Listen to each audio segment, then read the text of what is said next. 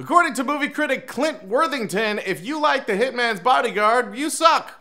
That's pretty much what this review is.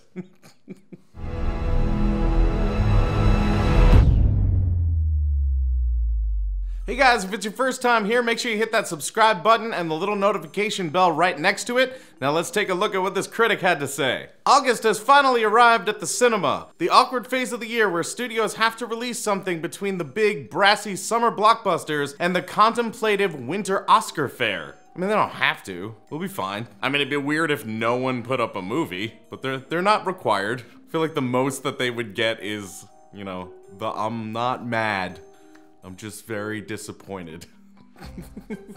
The Hitman's Bodyguard, with all its feigned personality and complete lack of polish, is the August movie, a sloppy crowd pleaser with phoned-in performances by two A-listers happy to spend a few weeks in Europe with their stuntmen.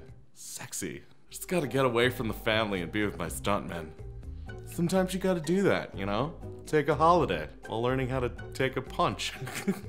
Also, I hate when they say phoned-in performance. How do you know they didn't put their heart and soul into this? Were you with them? Are you the stuntman? You would have thought you'd like your time in Europe instead of bitching. It may keep your easy-to-please dad occupied, but for the rest of us, it's an excruciating 2 hours at the movies. You don't know my dad. You don't know if he's easy to please. Also, if the demographic they were going for wasn't just dads, but easy-to-please dads, man, that's really honing in. For something that was just chucked up in August because they had to do something, they really picked a focus. Let's be honest, you don't care what the plot of The Hitman's Bodyguard is. No one does, from the people who made the film to the people who might actually enjoy it. I mean, if the plot isn't there, then none of the comedy and action happens. So, I mean, you should care. Otherwise, you're sitting there going, why the f is all this going on? Also, it's really annoying that you're telling me that I don't care what the plot is. Now you know me and my dad? What's next? What do you know about me? Where are you, Google? Forget about what happens in the movie. You and I and the filmmakers know it's just an excuse to throw Ryan Reynolds and Samuel L. Jackson in a car with a blue screen background to bicker with each other for cheap laughs. Yes. What's so bad about that? You're saying that like it's a horrible thing. Sometimes just an excuse to do something is fine. It's actually good. American Idol auditions are just an excuse to make fun of people. We eat that shit up. And some things are just an excuse. You ever been to TGI Fridays? That place is one excuse. That's all it is. It's not even an excuse for something. It's just an excuse. Should be called TGI Give Up. The central joke, what if a bodyguard protected someone who didn't need protecting, wears thin after the first dozen times it's told, leaving little else for the film to hold on to. I mean, that is the central plot, and I guess kind of the central joke. They did use it a lot and make a point to have that happen, but other things definitely went on, and other jokes were definitely present. And if you saw the movie to the end, you realize why they kind of pummeled that into your face, because of what occurs in the movie. Yeah. Jackson's role is especially egregious. His dialogue seemingly written by someone who wrote it for the Oscar nominee, but hasn't seen any of his performances beyond Snakes on a Plane. I honestly don't know if this was written specifically for Samuel L. Jackson. If it was, he's perfectly cast, but you ever think maybe they just wrote it and then cast him, as is often done in movies? Plus, I love Snakes on a Plane. And just because he's an Oscar nominee doesn't mean he can't make something fun. Charlize Theron was just in fucking Fast and the Furious. Are you fucking kidding me?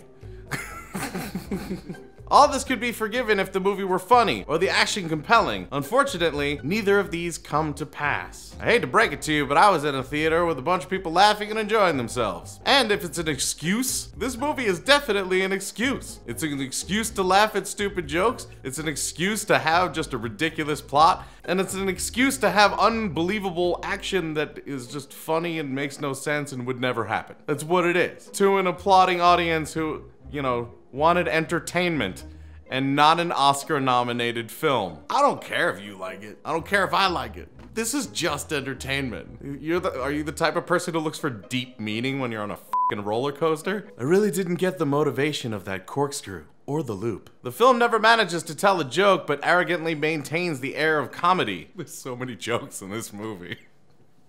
It just felt like a comedy. It just kind of felt like a comedy. There were no jokes in there. It just kind of felt like one. It's like seeing a stand-up comedian thinking it's a slam poet. Well, he's on a stage with the microphone, so it looks like a comedian, but all I hear is poetry. Rather than inventive gags with actual punchlines, it struggles to keep you energized with the zippy tone and invincible characters who remain far too glib about their situation. Oh, that's the point. It's entertainment.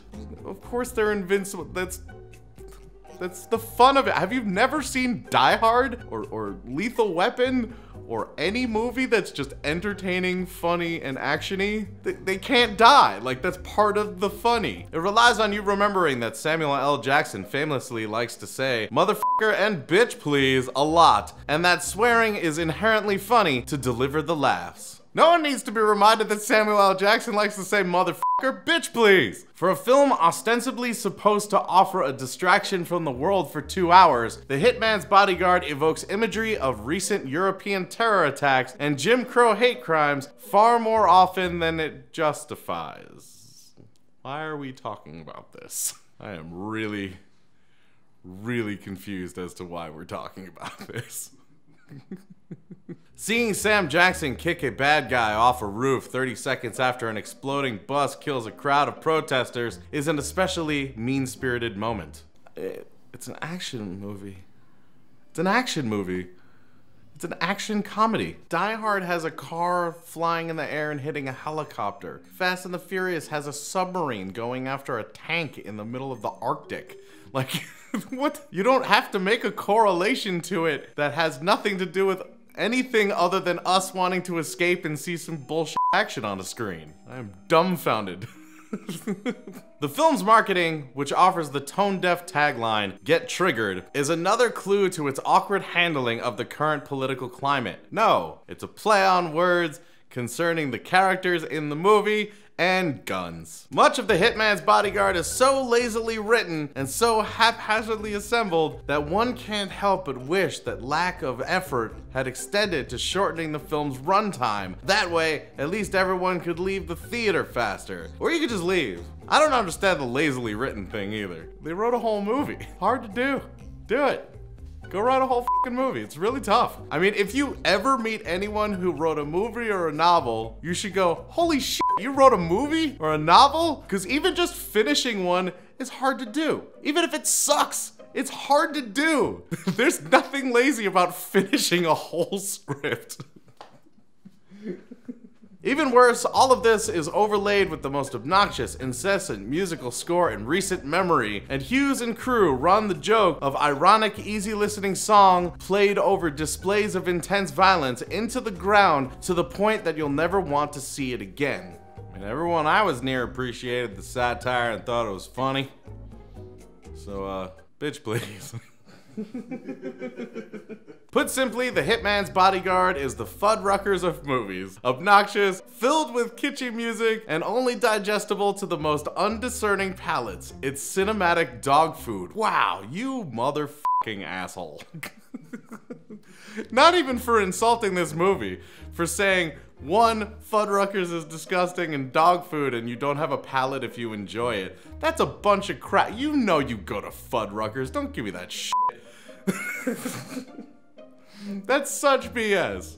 I have a discerning palate. Yeah, you're also drunk at 2 in the morning being like, I want Domino's. We all are. Stop trying to be better than everybody else. You know, I've had foie gras. It's delicious. I've also had McDonald's. It's also delicious in a different way. And that's how you should be seeing movies, because you're a fucking movie critic. If it's your first time here, make sure you hit that subscribe button and that little notification bell right next to it so you know right away when we have another video out. If you want to see another one from us right now, click one of the ones on the screen, and until we see you next time, geek out and game on.